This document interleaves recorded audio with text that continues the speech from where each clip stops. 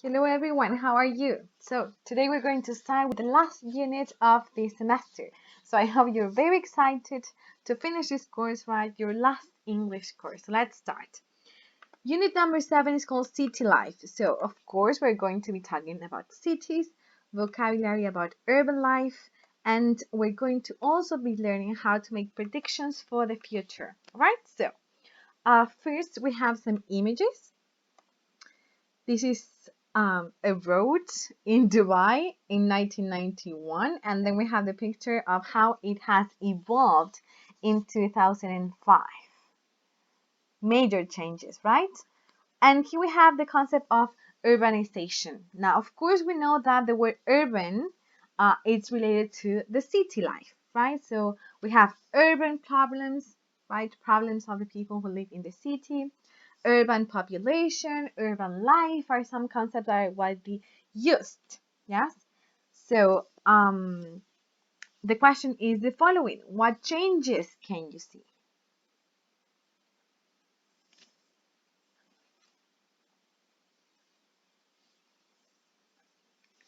Okay, so we have major changes, right? But try to come up with some specific examples. So let's see. They have built a new road, right? Over here. They built skyscrapers, apartment blocks over here. They planted trees. We see lots of green areas, right? And we see lots of traffic as well, right? There are a lot of cars in the road. Now, we're going to read an article about urbanization, and you're going to be answering this question. Why do you think so many people around the world are going to live in the cities? Now, I'm going to read this part with you. So just the introduction. This is viewpoint.com/urban world, the urban world in 2015. In the 90s, just 30% of the world's people lived in cities. In 2008, the number passed 50% for the first time in history.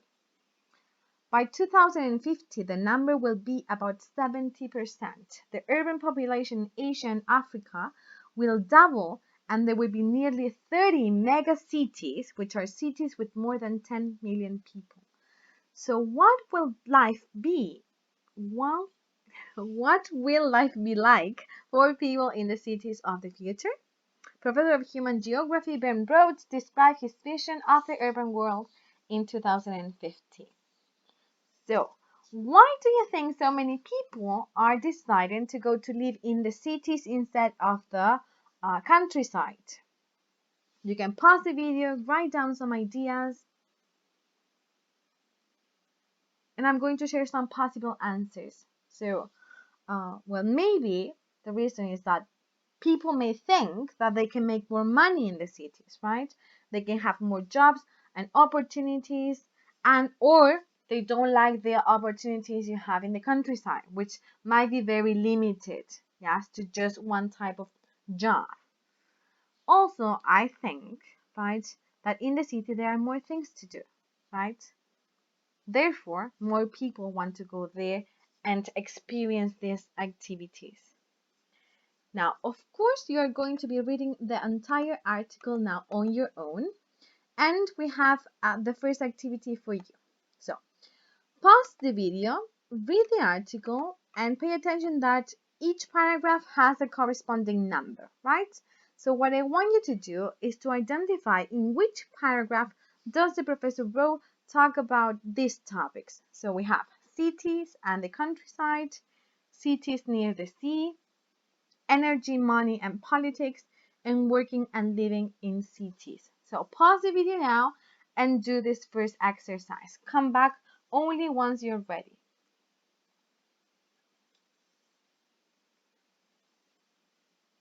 Are you ready? Are you sure? So let's see.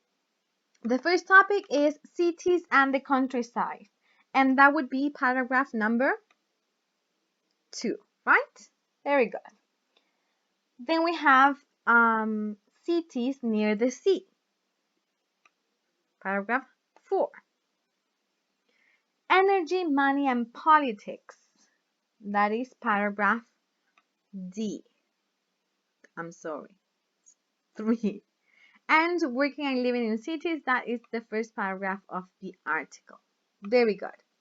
Now let's continue because I have more questions for you. So it says, read the article again. So you're going to be going back to the article.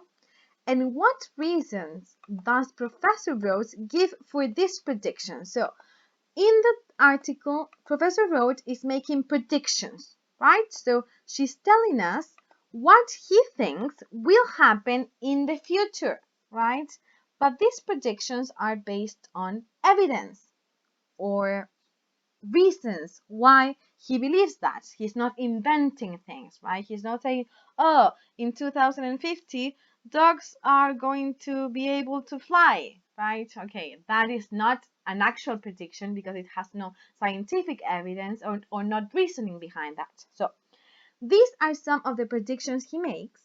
And what I want you to do is to go back to the article and try to identify the reason that supports his predictions, right? So here we have cities will have many centers. Why he thinks that? Why he thinks that way? What makes him think that way? All right. So pause the video, read the article again.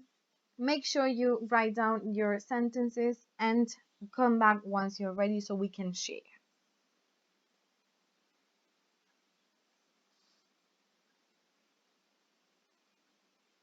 So are you ready?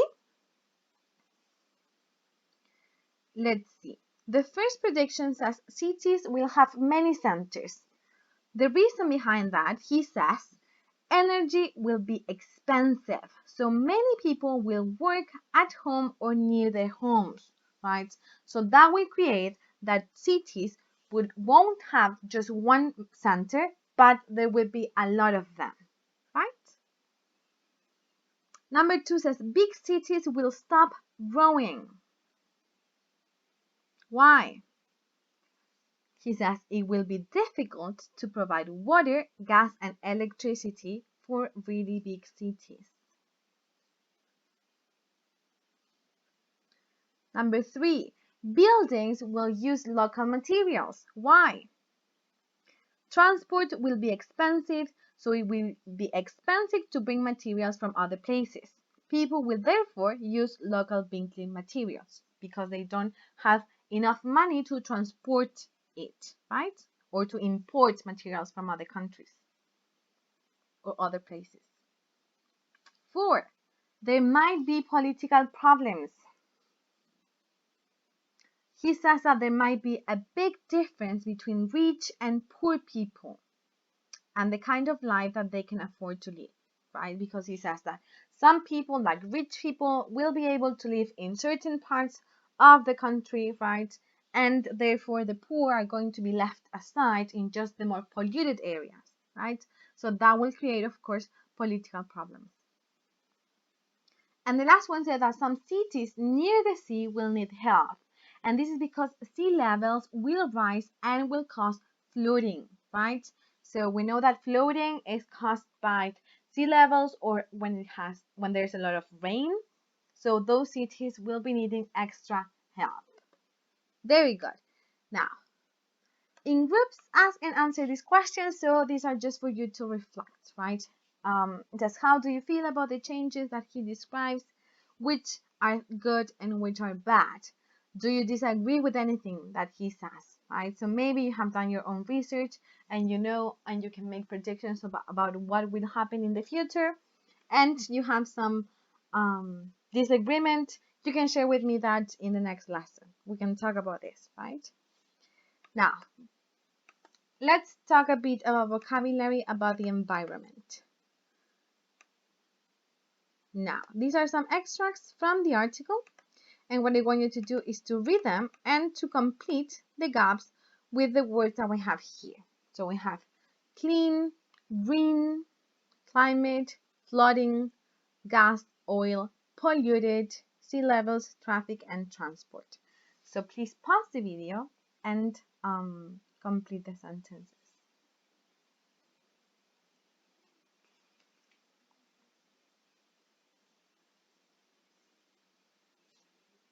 Are you ready?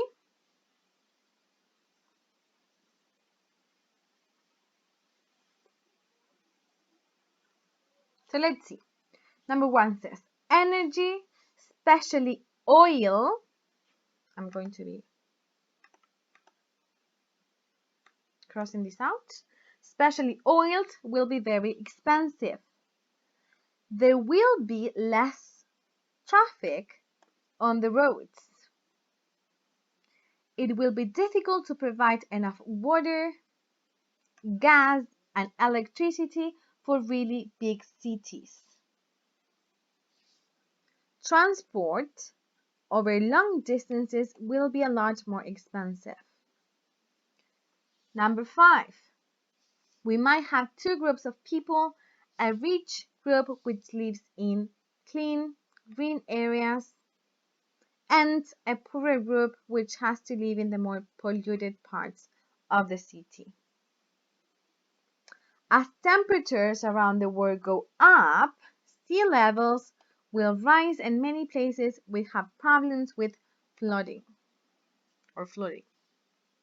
Some cities may find that the change in climate is good for them, but others will need help. Now, do you think the climate change is changing around the world? Of course, right? What about where you live? So try to think about how the climate change has affected the place in which you live. And we are going to discuss this as well. Which places in your country or city have the worst traffic, sometimes have problems with flooding, have the most popular green areas, are the most polluted, might have problems if sea levels go up, right? And in this case, Viña del Mar is a very interesting city to analyze because of the different sides of the element, as you can say, that we can find. So we have very um, well-developed areas like Hong Kong, for example. They have a very good standard of life, but we also have the biggest camps in the country. Yes, we have very poor areas in Myanmar as well, right? So we have that contrast. Now let's talk about the grammar point of this lesson. So I told you that we were making predictions, right? And we have some modal verbs that we can use to make these predictions. And this is what we use to demonstrate that we are talking about not guesses, but things that we believe are going to happen in the future. Now let's read these sentences and identify these highlighted words so we can put them on the box in here. Number 1 says, there will be, or there'll, right? There'll be less traffic on the roads. This is the short form of the verb, of the modal verb will, right? Cities won't have just one center. Won't is the opposite of will, right? Big cities will probably stop growing. Energy may become too expensive, and this might create two groups of people. So here we have this kind of like a timeline in which we have the opposites, right, and things in the middle. So in this part, we have things that we are sure are going to happen or aren't going to happen, right? So I'm sure it won't happen. And on the other hand, we have I'm sure it will happen. Yes? But when you are in the middle, so you're not very sure about your predictions, you can use might or may, which are at the same level, right? So might and may means that maybe this will happen. And now in between these two, we can find things like will, probably. Yes? So we use the modal verb will, but with another word, will probably. So that means I think this will happen, but I'm not 100% sure. Yes? So what's important for you to know is that we use modal verbs with infinitive forms of verbs without the preposition to. So I say there will be less traffic. I don't say there will are, there will to be, there will going, right? We say there will be, infinitive form. Cities won't have, yes? The city won't have, infinitive form. We don't pay attention to the subject or to anything like that. So we know that after a modal verb, we use the verb in infinitive, and that's it. And we use all of this to talk about the future. Yes? Now, something that you need to know is that when we use will probably, it's different for positive sentences and negative sentences. So in positive sentences, I say, they'll probably come next week. So if you're expecting visitors, for example. But in negative, we say, they probably won't come next week. And the order changes. That's something to keep in mind. There will probably, they probably won't. Yes? So pay attention to the change. This happens only in this case, right? Now, your time to practice. What do you think the world will be like in 2050? Make sentences with the words. And here we have one example that says people will probably have less free time. Very sad to think about that, right? Now pause the video and do your exercises.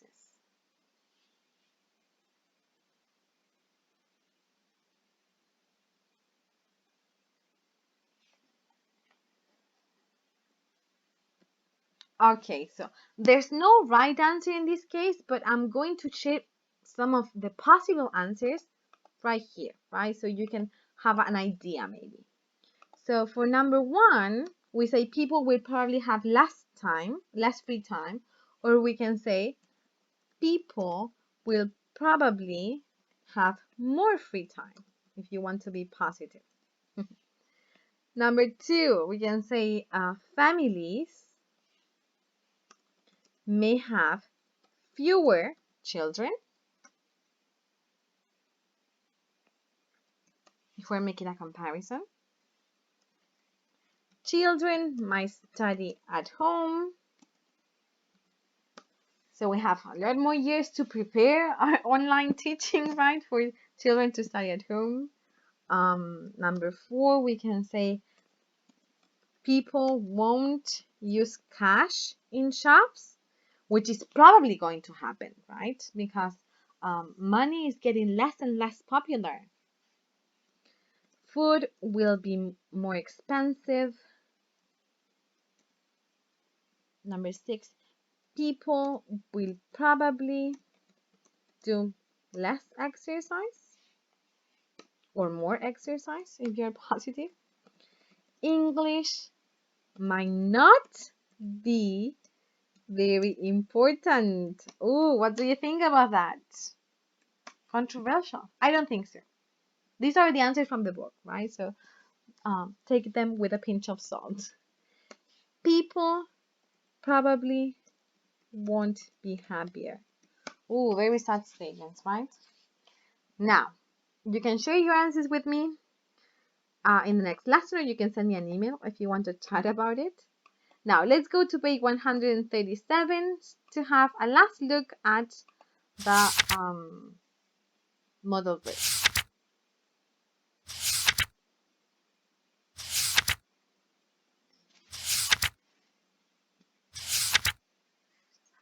Okay, so here we have it. I'm going to do a last overview, right, of what we can see here.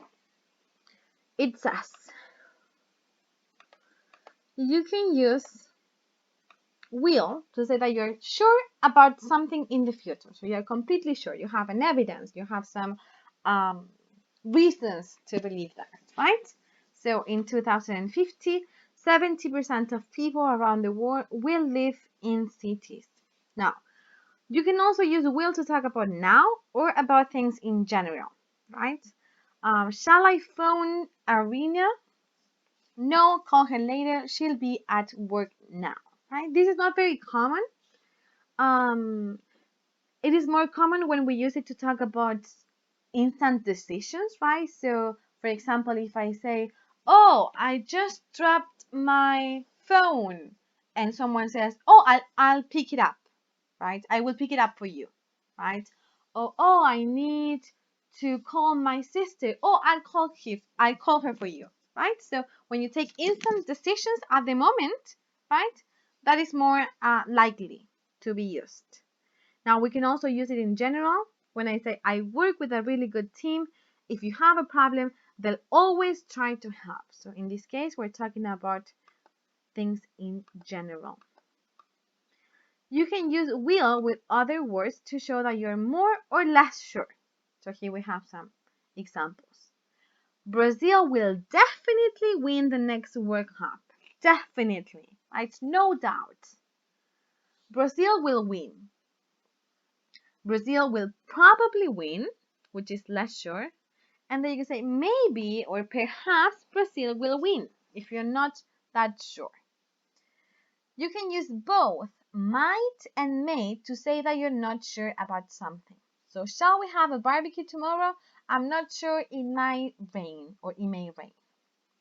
Where's Irina? I don't know. She might be in a meeting. We actually don't know, right?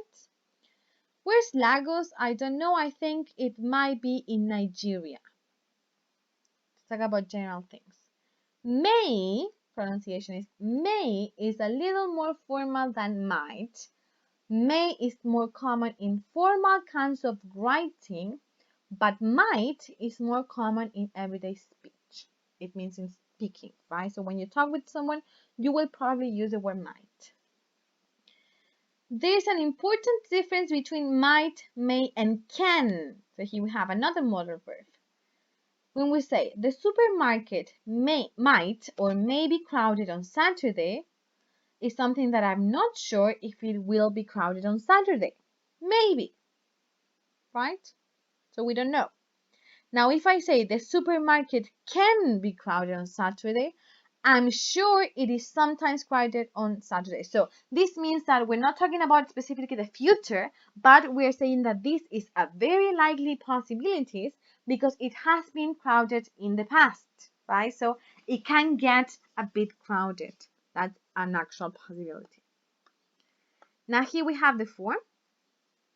Ill or it will, it won't or it will not. We can use it as well for questions like will it rain? Will the world change finally? Will the pandemic end soon, right? Yes, it will. No, it won't. Now, it might rain, it may rain is used the same way, but we don't use it in questions. Yes?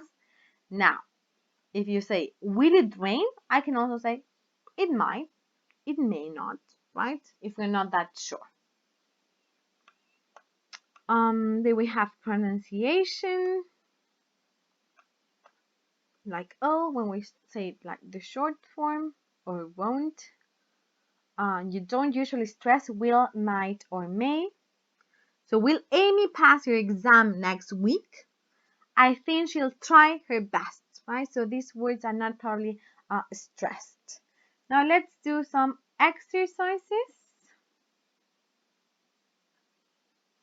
Okay, I'm going to make it a bit smaller for you.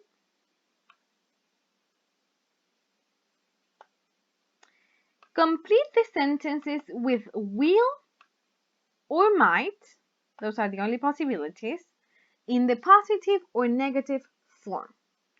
Example 1 says, what are you doing tonight? Nothing, I'm really tired, so I'll just stay in. Now pause the video and do the rest.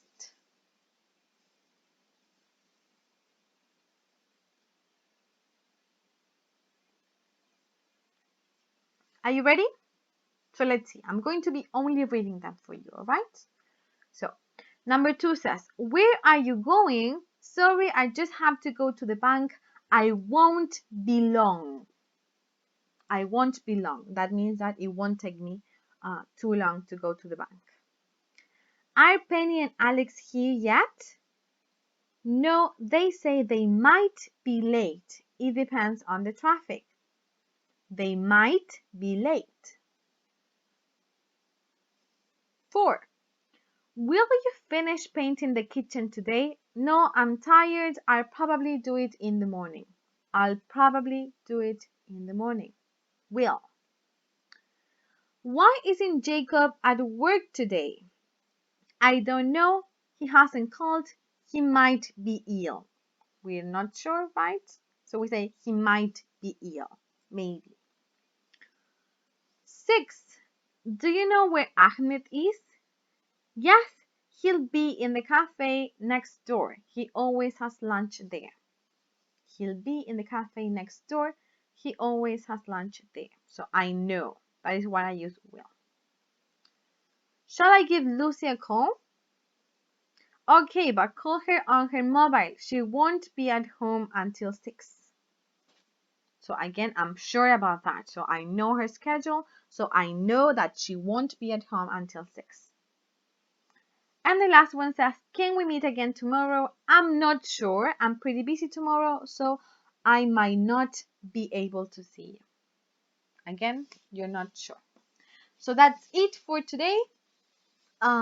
If you have any question, you can contact me or you can leave them for our online lesson on Monday. Take care. Have a great weekend, and I will see you very, very soon. Bye bye.